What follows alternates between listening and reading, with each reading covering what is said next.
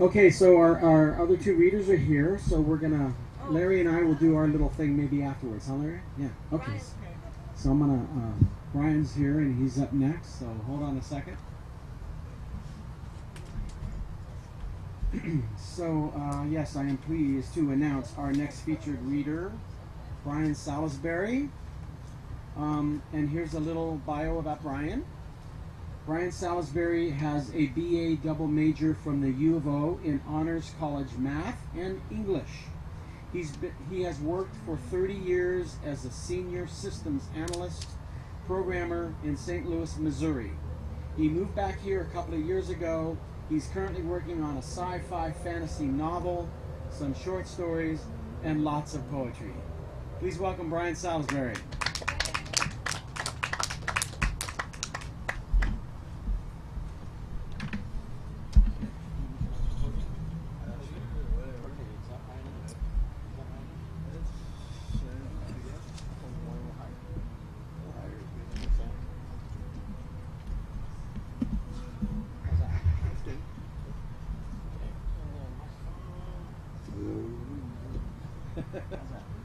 That's good.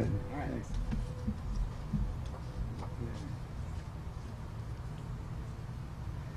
Okay, I'll start with the newest one. It's called Heretic. It starts with two quotes from Camus. One's from The Plague, which is the one I think he won the Nobel Prize for. Can one be a saint without God? That's the problem. In fact, the only problem I'm up against today. And from The Rebel, I proclaim that I believe in nothing and that everything is absurd, but I cannot doubt the validity of my proclamation. I must at least believe in my protest.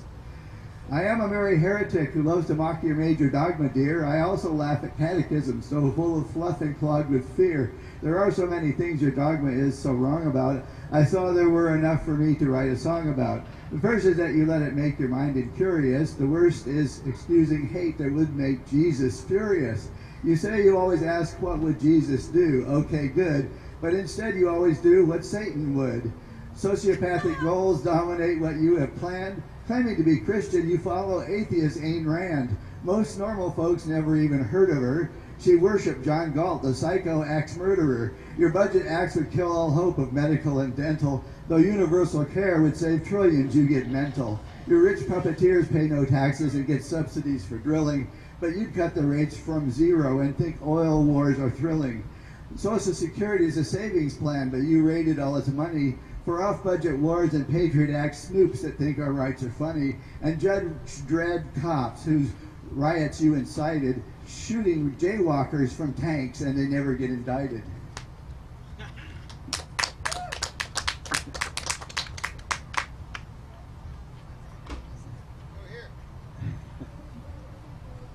And then let's see, this is entanglement. Talking about quantum entanglement.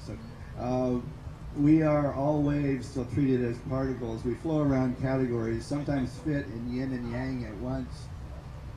Left and right brain, quantum indeterminacy. Relativity is, everything is, a matter of perspective. If you bring up relationship, you've lost perspective.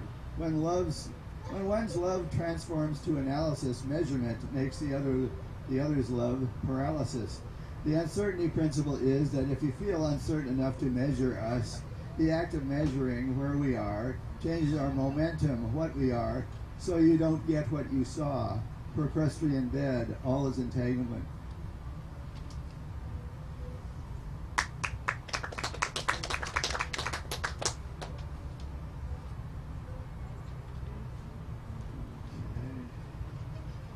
This one is called Surreal City, and I'm not sure if it's a very short story or a poem, but anyway. It starts with a quote from Shakespeare, The Phoenix and the Turtle. Truth may seem, but cannot be. Beauty brag, but 'tis not she. Truth and beauty buried be. To this urn let those repair that are either true or fair. For these dead birds sigh a prayer. The walking clock people drip time. Giant clocks with legs, they devour life. For them, friendship or dedication to quality in your work has a definite duration that lasts exactly as long as their self-interest. As soon as that hour strikes, they get cold and analytical and immediately set about summoning the appropriate abstraction for rationalizing, going for your jugular from the blind spot of your friendship. Those whose interests diverge too soon or too radically to make a pretense of friendship will try to create a situation where you are ordered to abandon either a friend or even an enemy. That establishes blooded dominance almost as well, and there's less haggling over the price or quality in work. If you refuse either command, you will be replaced with someone who is, quote, adjusted to corporate culture, and if you comply, they own you. Either way, they will know from your lack of not giving a damn anyway, and ultimately have some other capo in the feeding frenzy fire you, which is the corporate equivalent of murder without the legal penalties. You must have anticipated all this in time to simulate a natural inclination for it to survive. But then they have won. If you have a problem with this and prefer to remain true to yourself, you must lick your wounds and prepare to leave. To a Cherokee or to Einstein, wherever you are is the center of the universe.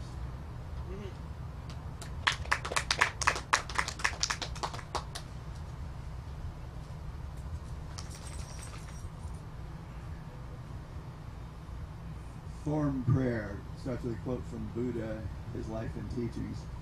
This is practicing religion by the neglect of moral conduct. Purify your hearts and cease to kill. That is true religion. Rituals have no efficacy. Prayers are vain repetitions, and incantations have no saving power. Dear occupant, God or gods, I'm forced to send you this form prayer just in case there's someone there, because I just haven't got the time to put my own thoughts to rhyme. Besides, the church forced prayer in schools to make us lie or cringe, the fools. This hardens us against their ways and makes those who stay. With power to map out the world's fate, your ego must be just as great. So I will gratify it and make nice before going back to my life of vice. Though you'd know everything I'd say, besides, I sent this yesterday, I'll send you someone else's thoughts, one who long dead somewhere rots. Cause I'm afraid of what you do, not let me in when I'm all through, or nuke us all just for grins. We drown in guilt for abstract sins.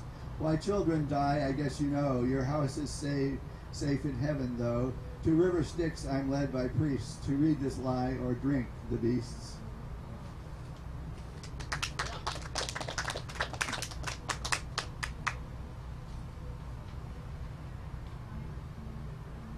Stone for William Butler Yeats and for Alan Bates in the movie The Shout.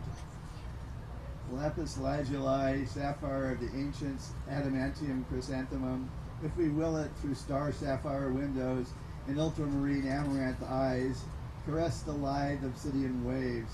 Aborigine shamans say stones are magic. With the right carved immortality, if we shout right, we can kill everything within earshot. Sheep and men flop fish dead until the whole town lies beaten flat. Each flow in the stone brings the big wave, wall of silent waters. The mushroom cult exult in salamandrine incantations. What is this fatal ululation? Koyaanisqatsi, world gone crazy Nazi.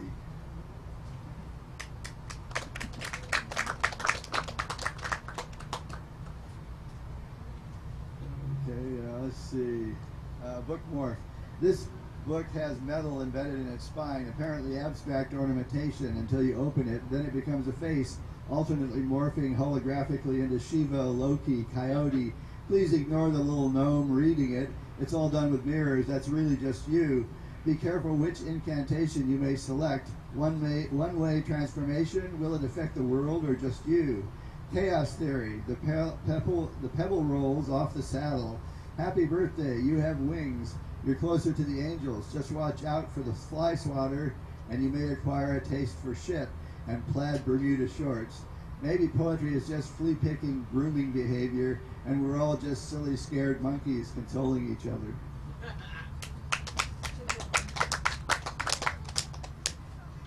Let's see. I was requested to read this farm poem, which is rather lengthy, but I'm told it's one of my better ones. So I guess I'll go ahead and do it. Crib life, first memory. The well-weathered gray slats of the dusty, near-empty corn crib loft let light stream in gnarled shafts, so solid I could hide between them with the mice in zebra space, hide from my older brother Jeff and cousin Steve, and everyone in the hide-and-go-seek world of silence and shimmering wind and chiaroscuro stars, eternal and Dali-esque melted clock time. So I returned there forever and never left the inverted internal world of pinhole camera, surreal spoon image, with the occasional alien creak of rusting ancient farm machinery or rushel stops of doves alighting amid boxes of nails, awaiting use or corrosion, exuding a magic energy of expectancy, and I, enthralled by the mystical mice society, frightened them regularly. No one ever found me there until I was ready to be found but me. Outside were weeds growing through the slats and green marbles of sheep shit and casual calico cats occasionally looking for places to hide their kittens. We stealthily sought surreptitious snakes in the rock pile above the pond we built dams in, as we basked on the rubble of sinuous smoothness with them, absorbing the warmth from the granite and quartz talisman. We'd stand on tottering obelisk islands and float panicked kittens on makeshift rafts, which sank, and we delightedly discovered that, like us, cats can swim out of their element, but don't appreciate it. We loved to hide in the haymow of the old barn and climb on dangerous wall ladders, almost to the metal fireman hat-shaped roof vents, where doves nestled and fluttered and cooed. We would play king of the mountain and tag in the hay and the piles of soybeans, or just lay there in zazen of laziness and listen to the flurry of birds and the silence and watch sunlight make false zodiacs of myriad roof holes, owing their being to BBs and Bs and generations of Scotch-Irish Cherokee kids. We would drink sweet-tasting hard water from the hand-pump well below the Eiffel Tower metal windmill of fear, which we wire-walk climbed to the tiny platform at the top where the propeller was, and we would survey the postage-stamped ant world below. We played tag among the trees we climbed, and the hen house and the shed where most of the cats lived behind the farmhouse. And when my fingers were still small enough to wear Cheerios as rings, which scatterbrained I was challenged from my presentness to remember, Rock, the big red Irish setter, stole my peanut butter sandwich. Years later, when he got senile and snappish, Grandma Ollie gave him enough sleeping pills to fell an elephant, but he lived on after a 2-day sleep and awakened frisky as a pup. Grandma Ollie, afloat in joy and pie like the bobbers she loved to fish with. Grandpa Charlie, be piped and bald and always good for a piggyback ride or a story, though I found out later he was an alcoholic and would frighten my infant father and Grandma Ollie with a gun. And Banty Hen Curmudgeon Aunt Jenny, who knew an amazing number of swear words, all lived in the farmhouse, with the haunted attic full of relics and memories and photos and toys, and the rooms which disappeared and moved in a topological miracle they and I are all still lost in. Yeah, that was great. Yeah.